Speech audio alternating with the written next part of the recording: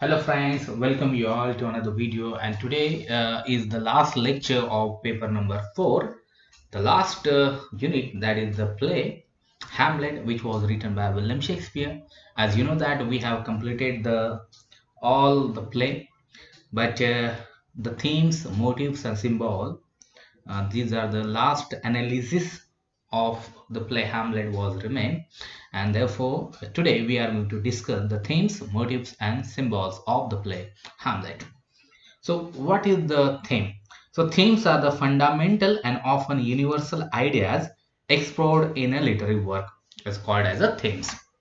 So the first theme of the play Hamlet is in the impossibility of certainty. Impossible certainty.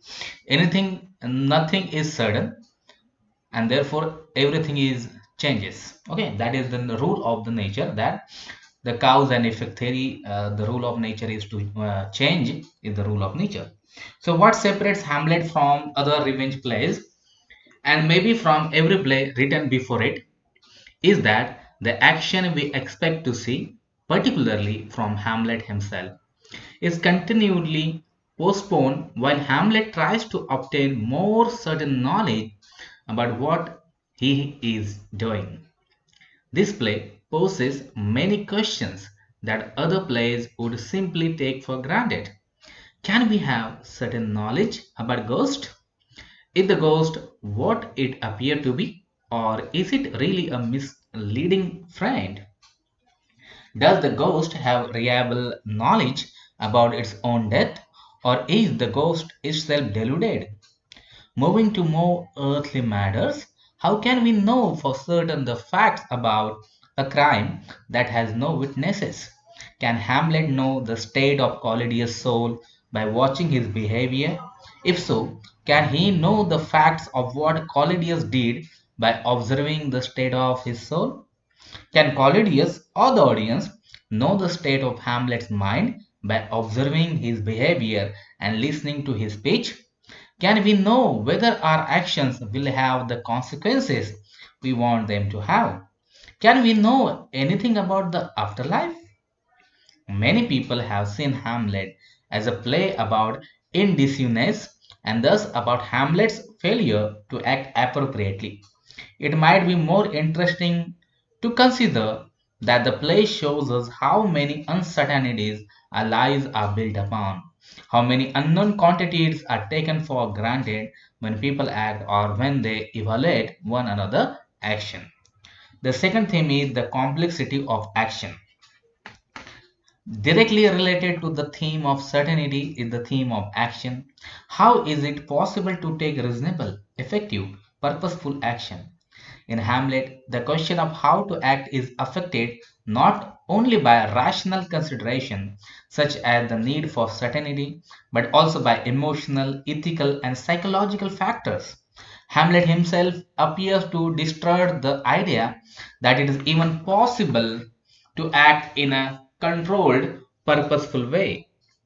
When he does act, he prefers to do it blindly, recklessly, and violently.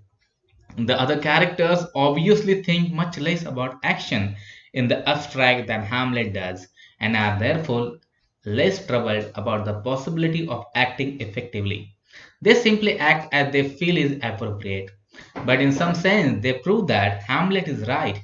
Because of all, their action miscarry. Collidius possesses himself of queen and crown through bold action, but his conscience torments him and he is beset by threats to his authority, and of course he dies. Latus resolves that nothing will distract him from acting out his revenge, but he is easily influenced and manipulated into serving Collidius' ends, and his poisoned rapier is turned back upon himself. The third theme of this play is the mystery of death. In the aftermath of his father's murder, Hamlet is obsessed with the idea of death, and over the course of the play, he considers death from a great many perspectives. He ponders both the spiritual aftermath of death, embodied in the ghost, and the physical reminders of the dead, such as by Yorick's skull and the decaying corpses in the cemetery.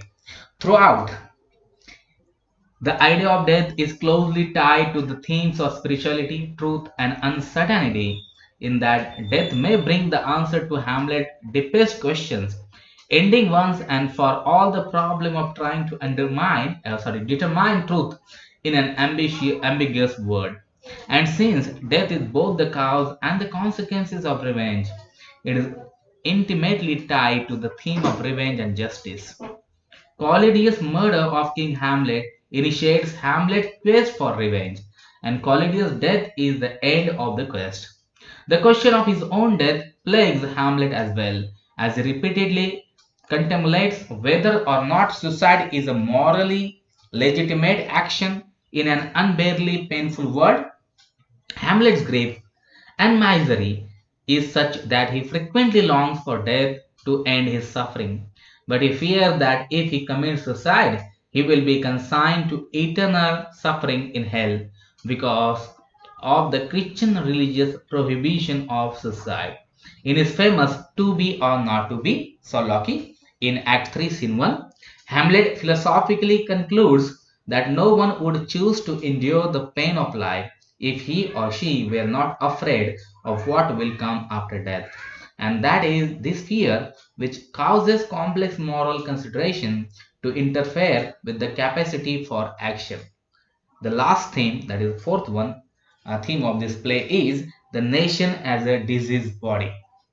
Everything is connected in Hamlet, including the welfare of the royal family and the health of state as a whole. The play's early scenes explore the sense of anxiety and dread that surround the transfer of power from one ruler to the next. Throughout the play, characters draw explicit connection between the moral legitimacy of a ruler and the health of a nation. Denmark is frequently described as a physical body made ill by the moral corruption of Collidius and Gertrude, and many observers interpret the presence of ghosts as a supernatural omen indicating that something is rotted in the state of Denmark. The dead King Hamlet is portrayed as a strong, forthright ruler under whose guard the state was in good health, while Collidius, a wicked politician, has corrupted and compromised Denmark to satisfy his own appetites. At the end of the play, the rise to power of Alfred Fortinbras suggests that Denmark will be strengthened once again. So here the themes we have ended. Let's start with the motives. So what are the motives? Motives are recurring structure, contracts, and literary devices that can help to develop and inform the text major themes. So first motive is insight and insidious desire. The motive of insight runs throughout the play and is frequently alluded to by Hamlet and the Ghost, most obviously in conversation about Gertrude and Collidius, the former brother-in-law and sister-in-law who are now married. A subtle motive of incestuous desire can be found in the relationship of Latus and Ophelia, as Latus sometimes speaks to his sister in suggestively sexual terms and at her funeral leaps into her grave to hold her in its arm. However, the strongest overtones of sensuous desire arise in the relationship of Hamlet and Gertrude. In Hamlet's fixation on Gertrude's sex life with Collidius and his preoccupation with her in general. The second one is misogyny, shattered by his mother's decision to marry Collidius so soon after her husband's death. Hamlet becomes cynical about women in general, showing a particular obsession with what he perceives to be a connection between female sexuality and moral corruption.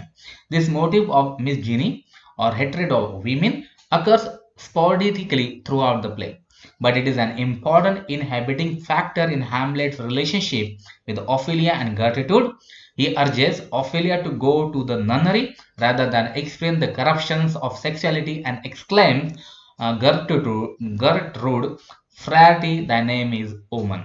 Number third motive is ears and hearing. One facet of Hamlet's exploration of the difficulty of attaining true knowledge is slipperiness of language. Words are used to communicate ideas, but they can also be used to distort the truth, manipulate other people, and serve as tools in corrupt quest for power. Collidius, the shrewd politician, is the most obvious example of a man who manipulates words to enhance his own power. The sinister uses of words are represented by images of ears and hearing, from Claudius' murder of the king by pouring poison into his ear, to Hamlet's claim to Horatio that I have words to speak in thine ear will make thee dumb. The poison poured in the king's ear by Claudius is used by the ghost to symbolize the corrosive effect of Claudius' dishonesty on the health of Denmark. Declaring that the story that he was killed by a snake is a lie, he said that the whole ear of Denmark is rankly abused. Now let's start with the symbols. So symbols are objects, characters, figures and colors used to represent abstract ideas or concepts. So the first symbol of this play is Yorick's skull. In Hamlet, physical objects are rarely used to represent cinematic ideas. One important exception is Yorick's skull, which Hamlet discovers in the graveyard in the first scene of Act 5. As Hamlet speaks to the skull and about the skull of the king's former jester, he fixes on death's inevitability and the disintegration of the body. He urges the skull to get you my lady's chamber and tell her, let her pain an inch thick, so this favor she must come. No one can avoid death.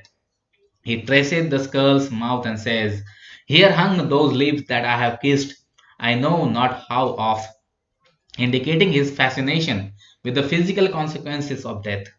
This latter idea is an important motive throughout the play, as Hamlet frequently makes comments referring to every human body's eventual decay, noting that Paulinus will be eaten by worms and that even kings are eaten by worms, and that the dust from the decayed body of Alexander the Great might be used to stop a hole in a beer barrel.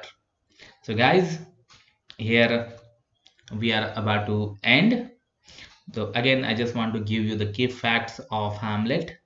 The full title of this play is The Tragedy of Hamlet, Prince of Denmark. And as you know, the author of this play is William Shakespeare. The genre of this play is tragedy. We can say the revenge tragedy or tragedy of blood or Senecan tragedy, you can call it. It is written in English and it was written and performed in London, England, early 17th century, probably 1602, and it was published in 1603. Hamlet was the hero of this play, and major conflict, if you look at in this play. So Hamlet feels a responsibility to avenge his father's murder by his uncle Claudius, but Claudius is now the king and thus well protected. Moreover, Hamlet struggles with his doubts about whether he can trust the ghost and whether killing Claudius is appropriate thing to do. The rising action of this play is the ghost appears to Hamlet and tells Hamlet to revenge his murder. Hamlet feigns madness to his intentions. Hamlet stages the mousetrap play. Hamlet passes up the opportunity to kill Claudius while he is praying. And let's talk about the climax of this play. When Hamlet stabs Polonius through the eras in Act 3, Scene 4, he commits himself to overtly violent action and brings himself into unavoidable conflict with the king. Another possible climax comes at the end of Act 4, Scene 4, when Hamlet resolved to commit himself fully to violent revenge. And talk about the falling action. Hamlet is sent to England to be killed. Hamlet returned to Denmark and confronts later at Ophelia funeral the fencing man the dates of the royal family. And if we talk about the setting and time, so the late medieval period is the setting and the time, and though the place chronological setting is not really impressive, and the place is Denmark. So hey guys, here we are going to stop, and all the best for your upcoming examination. So thank you for watching. See you in the next lecture.